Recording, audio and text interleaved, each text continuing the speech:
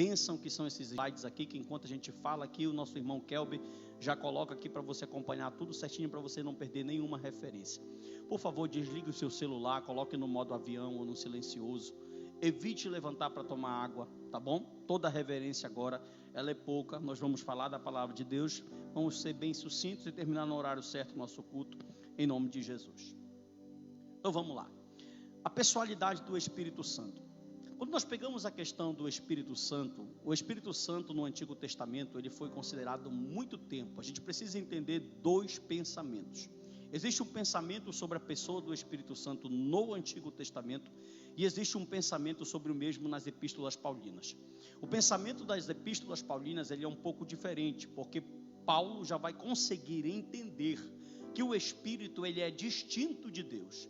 Enquanto no Antigo Testamento o termo para Espírito é ruar, que pode ser traduzido como um sopro, como vento, algumas traduções trazem sopro ou vento. A palavra ruar no hebraico, ela vai significar para o judeu no Antigo Testamento que o Espírito ele era uma emanação de Deus. Como assim, pastor?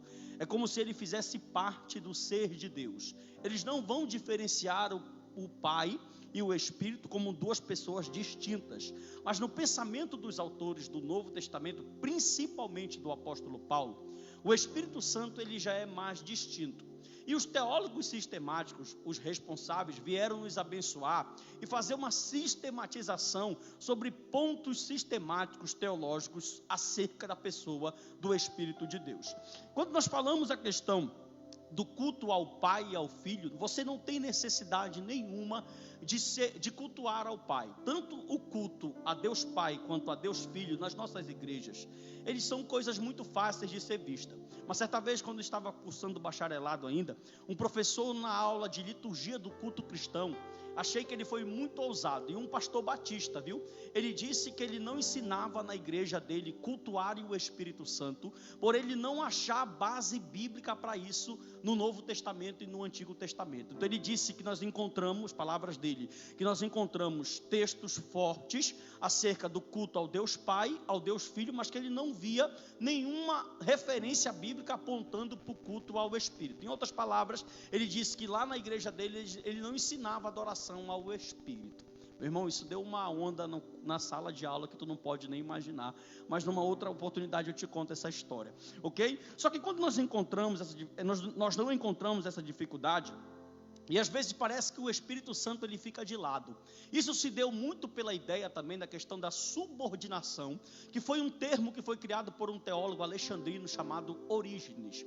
Orígenes implantou a subordinação, você vai já saber o que é isso que eu vou te explicar. E a subordinação da Trindade, ela está até hoje intrínseca no nosso meio. Muitas pessoas ainda usam, por exemplo, eu ouvi um pastor referência, eu vou citar o nome dele aqui, tá? Dr. Hernandes Dias Lopes estava... quem sou eu para falar do Hernandes Dias Lopes, né? O homem é crente e é fera e eu não chego nem no dedo dele. Mas ele estava numa mensagem pregando sobre oração e ele estava falando sobre primeira, segunda e terceira pessoa. Eu falei, meu Deus, eu não acredito que o doutor Hernandes está usando subordinação para falar da Trindade. Por quê? Porque essa ideia de Deus Pai, primeira pessoa, segunda pessoa e terceira pessoa, foi algo que foi criado por Orígenes, viu? E os teólogos que acreditam que Deus Pai, Filho e Espírito são três em um, e um em três, um em essência, em poder, os três possuem a mesma glória. O Millard Erickson, na sua teologia sistemática, falou algo muito interessante. Só fala sobre você da glória. Isso. O Millard Erickson falou o seguinte: o Millard Erickson disse que não há discussão entre a Trindade.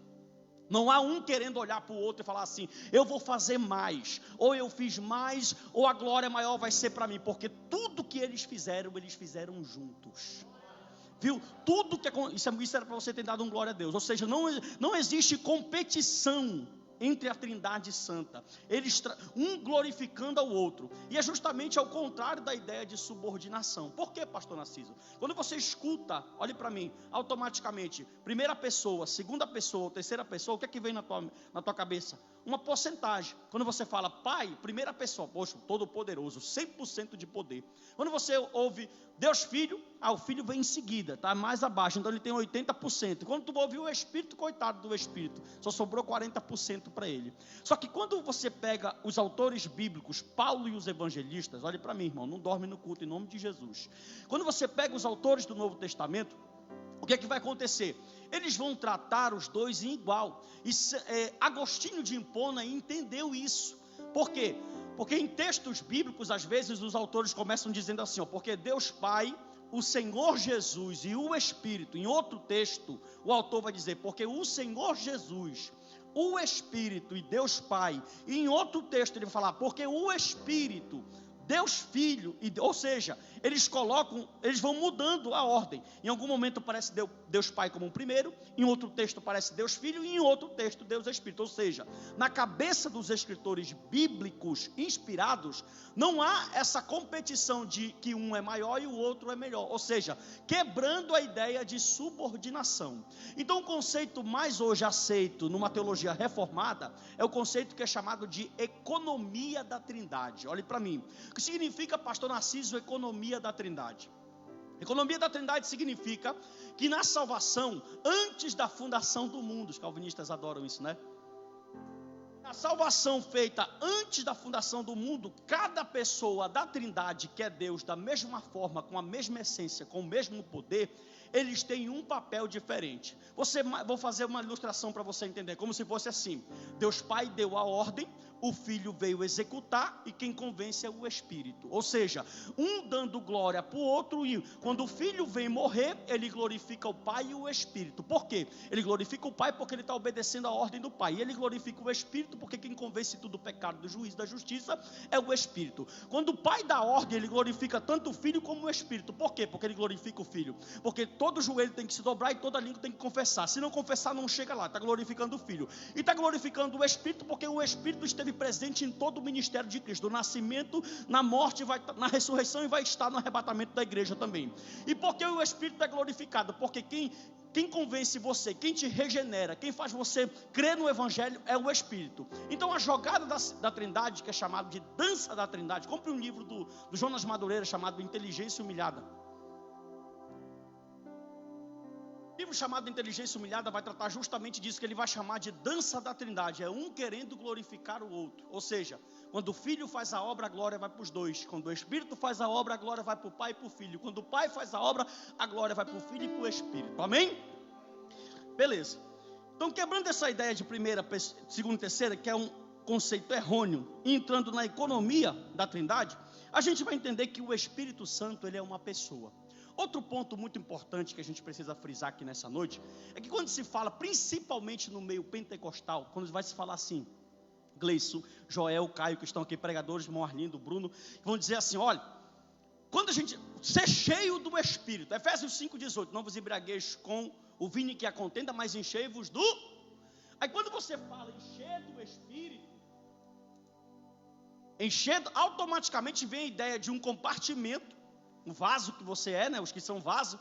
Aí você tem aquela ideia que o Espírito é um líquido ou um vento, e que o Espírito vai transbordar aqui, pá, tá até encher. Aí quando encher, ele diz, meu Deus, transbordou do Espírito. Só que esse conceito que você usa, pentecostal abençoado, é dos testemunhos de Jeová. Viu? Porque você está chamando um Deus que tem poder igual ao Deus Pai e Deus Filho, com a mesma glória, com a mesma essência. Você está dizendo que esse ser é um líquido, que esse ser é um vento. E o Espírito, olhe para o seu irmão que ele está quase dormindo, olhe para ele e diga assim, o Espírito é uma pessoa. Como assim? Isso aqui é muito interessante. Na verdade, olha como isso é interessante. Na verdade, Caio, Diácono Leonardo, nós retiramos o Espírito dos nossos cultos. Como assim? Por Cristo ter um corpo de carne, foi o único que encarnou, a gente vê na figura do corpo de Cristo, e a gente dá muita ênfase em Cristo nos nossos cultos, mas quem está aqui agora não é Deus Pai nem Cristo. Quem está aqui agora representando a Trindade é o Espírito da verdade. Você lembra? Olha, mas eu vou enviar outro Consolador. Ou seja, todo mundo sabe, isso é básico de teologia, allos paracleto.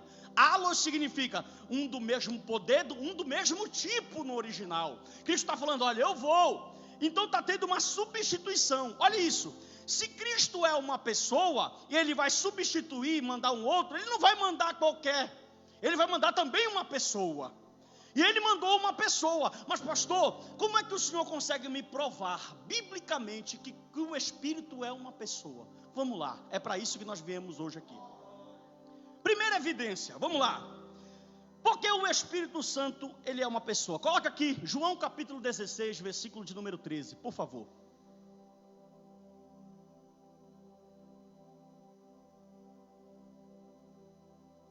Mas quando vier aquele Espírito da verdade, ele vos guiará em toda a verdade, porque não falará de si mesmo, mas dirá tudo o que tiver ouvido e vos anunciará o que há de vir. Primeira evidência, vamos pegar primeiro na gramática. A palavra Espírito, no grego, é uma palavra neutra. E para quem estuda um pouco de língua portuguesa e de grego, sabe que o artigo de uma palavra neutra tem que ser neutro. Como assim? O artigo não pode ser um artigo masculino e nem feminino. Se a palavra pneuma, espírito, ela é neutra, o artigo tem que ser neutro. Só que João coloca de propósito, viu? Aqui na minha versão, João Almeida, revista atualizada, mas quando vier aquele Espírito da verdade, aquele é o que aí? Na outra tradução está assim, mas quando vier o Espírito da verdade, porque João colocou ele está colocando um artigo masculino, ou seja, no original, a regra era que esse artigo fosse um artigo neutro, mas ele enfatiza com propriedade o Espírito, mostrando que o Espírito é uma pessoa e que parece que ele é uma pessoa que tem uma ênfase masculina. Então a primeira evidência é que o emprego do pronome masculino na palavra pneuma não é neutro, ou seja, o artigo que João coloca de forma proposital mostra que o Espírito Santo não é uma força, nem uma água, nem uma corrente, nem uma emanação, mas ele fala o Espírito, ou seja, ele é uma pessoa. Pastor Narciso, e o termo paracleto? Escute só. Quando você pega João 14, 26, João 15, 26 e João 16, versículo 7, nessa referência, o Senhor Jesus está falando não de uma influência abstrata, mas ele vai dizer que todas essas referências, João 14, 15 e 16, vai dizer de alguém que vai substituir ele. E quem é esse alguém? Ele vai usar o termo chamado allos paracleto. Coloca aqui João 14, 26, por favor, Kelby. João capítulo 14, versículo de número 26,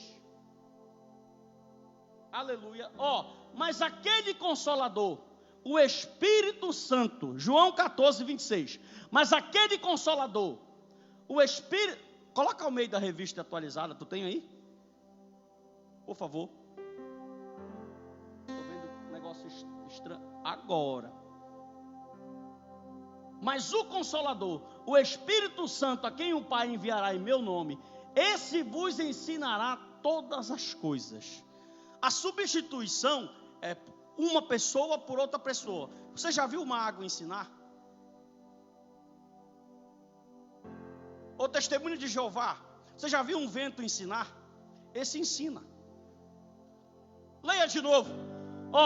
Esse vos ensinará todas as coisas e vos fará lembrar de tudo. Os arianos no século 3, os socinianos no final do século 4, os macedônios e os modalistas foram unânimes em dizer que o Espírito não era Deus, que Deus era um só, que se revelou em 3 formas. Os arianos negaram a divindade do Espírito, dizendo que Deus era um, que o Filho era inferior e que o Espírito inferior ainda. Só que quando Cristo disse que ele iria, ele disse, olha, na minha substituição eu vou mandar um que vai ensinar, que vai ser igual eu, que terá o outro. Olhe para mim, se Jesus ascendesse aos céus e dissesse assim, Diácono Leonardo, eu vou, mas eu envio o héteros paracleto, aí sim. Por quê? Porque existe 2 palavras no grego para a palavra outro. A palavra, onde você encontra isso? Se você pegar Gálatas capítulo de número 1, do versículo 1, todo o capítulo 1, lá Paulo vai fazer um trocadilho da palavra outro. Se vier um com outro evangelho, que não seja esse evangelho, com outro que ele seja, ou seja, lá ele vai usar 2 palavras outro. A primeira palavra é a palavra hétero, Da onde vem a palavra heterossexual. E a segunda palavra é a palavra allos. Se Jesus estivesse aqui em João 16, olhe para mim para você entender, dito, eu vou, mas eu envio o hétero paracleto, ele estaria dizendo assim, olha, eu vou, mas eu envio um de forma diferente. Porque hétero significa diferente, traduzido para o português como outro. Mas quando Cristo ascendeu, ele disse, eu vou, mas eu envio o allos. Aí quando tu pega allos no original, significa da mesma forma, com a mesma essência, com o mesmo poder, com a mesma glória. Ou seja, se Cristo está ascendendo e a Trindade trabalhou junta, a mesma obra, tipo assim, em outras palavras, eu fiz a minha parte, eu morri, meu sangue foi derramado, os eleitos estão justificados, só esperando o soar da trombeta, porque eles não podem perder salvação, tu não deu glória porque tu não quis, mas agora quem vai convencer eles do pecado? Pastor, eu sempre me perguntei e nunca tive a resposta, por que o Senhor Jesus, no debate com os fariseus, disse assim, se pecar contra o Pai e contra o Filho tem perdão, mas se pecar contra o Espírito, blasfemar contra o Espírito não tem perdão. Pergunte, por quê, pastor? Porque no papel da salvação, quem te convence não é nem o pai nem o filho. Então, glória. Então você não pode blasfemar contra só aquele que pode abrir os teus olhos. Deixa eu te falar uma coisa. Não adianta você pensar que qualquer tipo de ritual pentecostal, orar na mata, orar no sal, orar de joelho, pagar sábado, nada disso pode abrir os teus olhos. Só o Espírito Santo é capaz de convencer o homem do pecado, do juízo e da justiça. 1 Coríntios capítulo de número 12 fala que ele tem poder de decreto. Após falar dos dons espirituais, ele vai abrir a boca e vai dizer assim, 12:11, o mesmo Espírito reparte particularmente a cada um como ele quer. Ou seja, ele tem poder de decretar. Ele tem poder de pegar você, tirar as escamas dos teus olhos e fazer de você crente na pessoa do Senhor Jesus. Prosseguindo. Vamos lá. Existem combinações dos três. Olhe para mim. Nós estamos muito acostumados com as bênçãos, com aquelas referências conhecidas. Por exemplo, a bênção batismal. Te batiza em nome do Pai, do Filho e do Espírito Santo. Outra, a bênção apostólica. E a graça do Senhor Jesus Cristo, o amor de Deus, o nosso Pai, e a comunhão e a consolação do Espírito Santo. A gente está acostumado, isso aí são relações entre os três. Só que a Bíblia, por exemplo, vamos pegar um texto que ninguém lê. Judas, versículo 20 e 21. Carta de Judas, versículo 20 e versículo de número 21. Vós, porém, amados, edificando-os na vossa fé santíssima, orando no Espírito. Primeiro, guarde, versículo 20, Espírito Santo, verso 21. Guardai-vos no amor de Deus. No amor de quem? Esperando a misericórdia do nosso Senhor. Judas, tu não deu glória, só o Harrison deu glória lá atrás. Judas no verso 20 e 21 do seu livro, mostrando o quê? Que existe um Deus que é Espírito. E o que é interessante é que todos estão trabalhando em um só propósito. Outra referência, 1 de Pedro, capítulo 1, versículo 2. 1 de Pedro, capítulo de número 1, versículo de número 2. Olha Pedro fazendo de novo uma correlação, uma combinação dos três. Eleitos, segundo a presciência de Deus Pai, em santificação para a obediência e a expressão do sangue está vendo? É por isso que eu comecei a mensagem dizendo, entre eles não tem disputa. Entre eles não tem um recebendo mais glória que o outro. Olha o que o Millard Erickson falou aqui no final. Por meio da atuação do Espírito, Deus está envolvido conosco agora, mais envolvido conosco agora do que na encarnação. Não entendi, pastor. Escute, preste atenção para mim. Deus está mais envolvido conosco agora do que na encarnação. Por quê? Porque na encarnação, Deus era Deus conosco em Cristo. Só que o autor do Novo Testamento, Paulo, diz que agora o Espírito habita em nós. Então Deus é Deus conosco agora, mais forte do que... Por quê? Porque agora o Espírito habita aqui. Então, quem habita aqui? O próprio Deus. Então Deus é Deus para aqueles que Ele habita. Olha para o teu irmão e pergunta, ele habita aí? Meu Deus. Pergunta de novo, irmão, que eu não criei não. Pergunta, ele habita aí, crente? Beleza. Olha que texto lindo. Vamos para outro autor. Já falou Judas, já falou Pedro. Olha como Paulo. Romanos capítulo 15, versículo 16. Já falou Judas, já falou Pedro, agora fala Paulo. Romanos capítulo de número 15, versículo 16. Para que eu seja ministro de quem? Entre os gentios. No sagrado encargo de anunciar o evangelho de quem?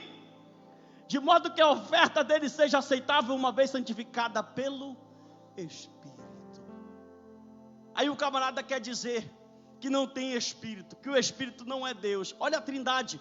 Outro texto, esse é forte demais. 1 Coríntios capítulo de número 12, versículo 4 ao 6. Dentro da lista dos dons espirituais. Isso aqui é clássico na teologia. 1 Coríntios 12, 4. Ora, os dons são diversos, mas o Espírito é o 5. E também há diversidade, mas o Senhor, essa palavra Senhor é Kyrios, atribuída a Cristo. Mas o Senhor é o... Próximo texto. E há diversidade nas realizações, mas o mesmo Deus é quem opera tudo em todos. Ou seja, o Espírito, o Senhor Jesus e Deus Pai. A trindade intrínseca aí. Perfeito. Agora lá vai. As seitas, eu intitulei algumas aqui, eu até falei, os arianos, os macedônios, os socinianos e os unitarianos. No final do século III, os arianos nos acusaram de que nós somos triteístas. Eles dizem que nós adoramos 3 deuses diferentes, porque eles não entendem 3 em 1 e 1 em 3. Isso só entende também quem o Espírito quer que entenda, tá bom? Essa guerra de trindade não é nova. Os macedônios diziam que o Espírito Santo, no final do século IV, não era Deus. Eles negaram a divindade do Espírito. Após eles vieram os socinianos, que por serem monoteístas, negaram a divindade tanto do Filho como do Espírito. E os últimos são os unitarianistas ou unitarianos, que são modalistas. O que ensinam os modalistas? Os modalistas ensinam que Deus se revelou durante a história de 3 formas. Em um tempo da história ele se revelou como Deus Pai, depois o mesmo Deus se revelou como Deus Filho, e depois o mesmo Deus se revelou como Deus Espírito. Então eles dizem que existe um Deus que se revela de 3 formas. Só que agora eu vou perguntar para eles. Vamos lá? Primeiro texto, para essas seitas que hoje estão encapadas como o Mórmon, como Testemunha de Jeová e como outras. Lá vai, a primeira pergunta. Vocês conseguem mentir para uma força? Atos 5, 3 e 4. Se o Espírito Santo é uma força, me explique esse texto. Então disse Pedro a Ananias, por que encheu Satanás o teu coração para mentir? Você consegue mentir para um vento? Você consegue mentir para uma emanação? Lá vai outra. Não convenceu, pastor. Você já viu uma água se entristecer? Efésios 4:30. Pega, irmão, dá glória. Efésios 4:30. E não entristeçais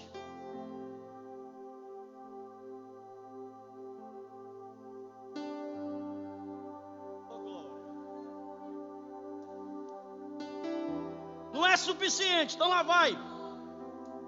Um vento fala. Atos 8, 29. Testemunho de Jeová tão doidinho agora. Então disse o Espírito a Filipe, se fala porque tem personalidade. Se fala porque tem personalidade. Para encerrar, para fechar, uma força ensina. João 14, 26. Até coloquei aí. João 14, 26. Mas o Consolador, Ele ensinará todas as coisas. Oh, glória. Beleza. Tendo provado para você nessa noite, biblicamente, que o Espírito é uma pessoa. Já estou caminhando para o final. Logo nós entendemos uma coisa muito importante. Pergunte o que, pastor? Se ele não é uma emanação, se ele não é uma força, se ele é Deus e se ele é uma pessoa, logo eu entendo que por ele ser uma pessoa eu posso ter relacionamento.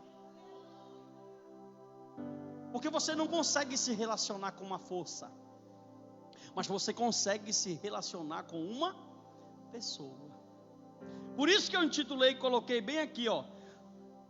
Como é, escute, que está o teu relacionamento com o Espírito? Quer ver? Olhe para mim. Eu tenho certeza que você já falou no Zap hoje com as pessoas mais importantes da tua vida. Eu tenho certeza que você já respondeu mensagens de amigos de perto e de amigos de longe. Eu tenho certeza que você já visualizou coisas de pessoas próximas, que já chorou com alguém talvez hoje, que já abraçou, que já conversou. Sim ou não? Relacionamento.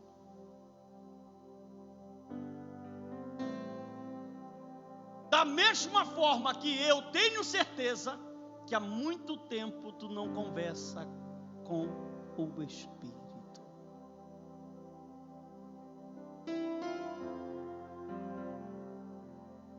Olha como nós invertemos tudo e mudamos tudo. Buscamos relacionamento com pessoas que não podem fazer nada, que não podem colocar ou mudar um fio de cabelo nosso, que não podem fazer nada, mas deixamos de ter relacionamento. Sabe por quê? Pergunte por quê, pastor? Porque com a pessoa tu pode ter relacionamento de qualquer jeito.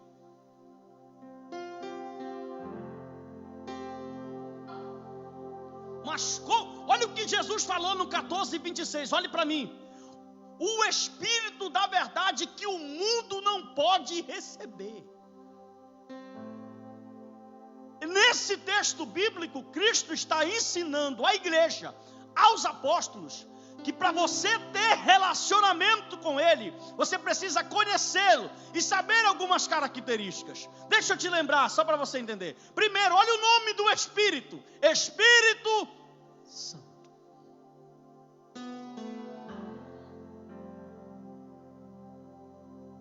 Você sabe o que é um ser santo? A Bíblia não fala espírito choroso, espírito rancoroso, espírito mau. A Bíblia fala que o Espírito é santo. Paulo diz: sede santo como eu sou.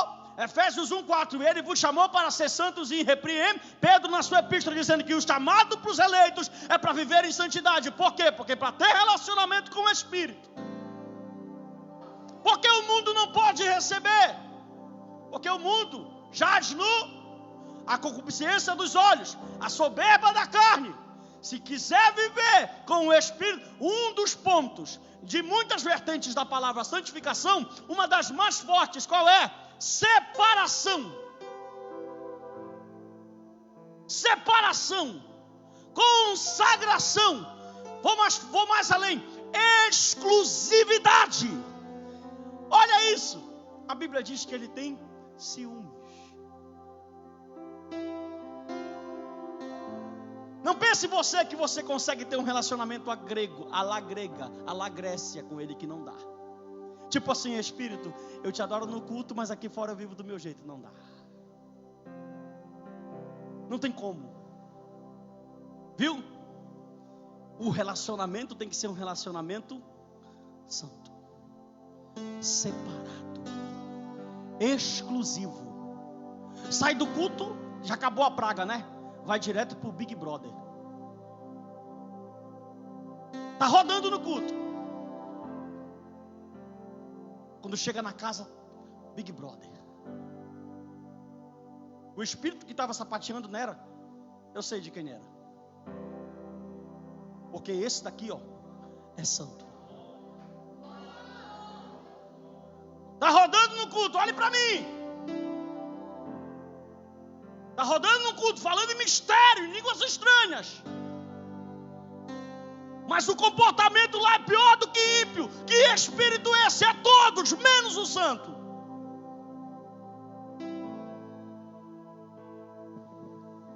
Esse espírito, você precisa tanto dele. Pergunte por quê, pastor? Porque não tem como você ressuscitar no arrebatamento se não for por ele. Não tem como você ser salvo se não for por ele. Não tem como você ser regenerado se não for por ele. Escute isso. Nós criamos que Deus está longe. Deus não está longe. Ele está aqui, na pessoa do Espírito. Deus está envolvido conosco aqui através do Espírito. Por meio da atuação do Espírito, Quem inspirou as Escrituras? O Espírito. Quem fez os milagres no ministério de Jesus? O Espírito. Quem acalmou o mar? O Espírito. Quem curou o cego? O Espírito. Quem curou a sogra de Pedro? O Espírito. Quem levantou o paralítico no tanque de Betesda? O Espírito. Quem curou o paralítico de Cafarnaum? O Espírito. Quem curou o cego de nascença? O Espírito. Quem converteu teu pai? O Espírito. Quem converteu você? O Espírito. Quem te salvou? O Espírito. O Espírito.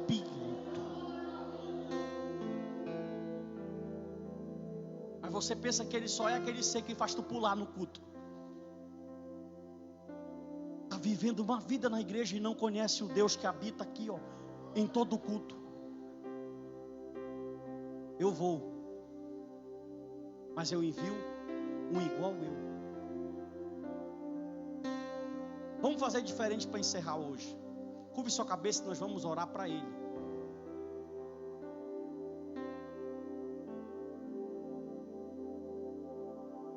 Espírito da verdade, Tu nos sonda e nos conhece. A Tua palavra nos ensina que Tu és uma pessoa. A Tua palavra diz que nós não sabemos orar. A Tua palavra diz que Tu intercede através dos gemidos inexprimíveis. E nessa noite, Senhor, Espírito Santo de Deus, Paracleto, Consolador, nos ajuda. Nós não vamos conseguir sozinhos. Nos ensina a ter relacionamento contigo. Nos ensina a recusar as coisas que Tu não gosta. Nos ensina a não te entristecer. Nos ensina, Senhor amado, a viver para Ti.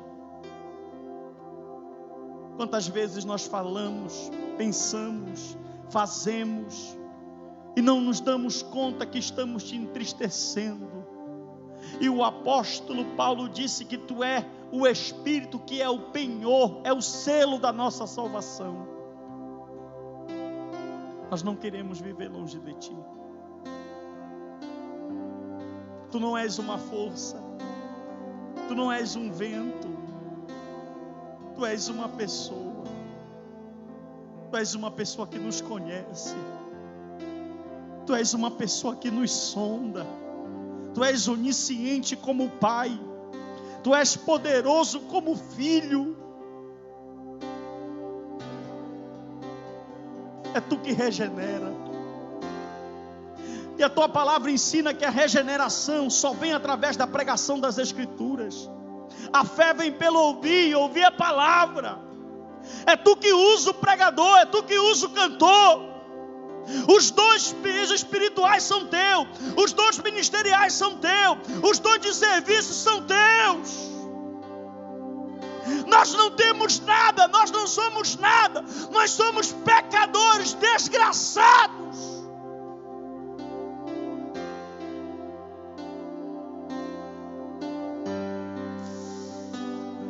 Nos perdoa, nos perdoa, perdoa porque nós não sabemos perdoar, perdoa porque nós não sabemos liberar perdão, perdoa porque nós não conseguimos tirar a mágoa de dentro da gente, perdoa porque nós estamos relaxados com a vida de oração. Nós somos cara de pau de chegar aqui, Espírito de Deus, e falar nos enche, quando nós não temos vida de oração. Nós somos, Senhor amado, pessoas que não têm reverência contigo.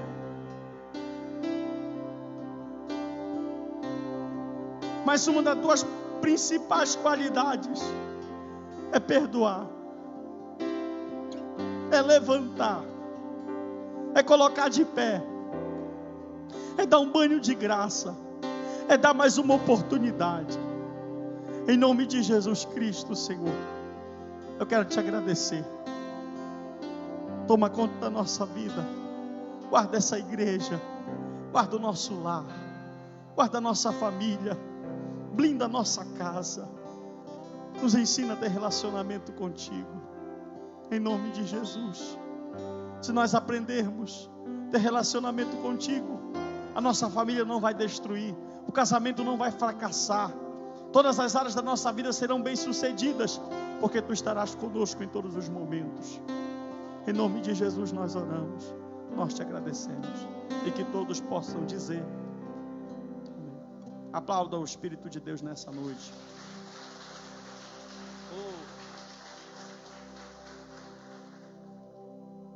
Amém, irmãos?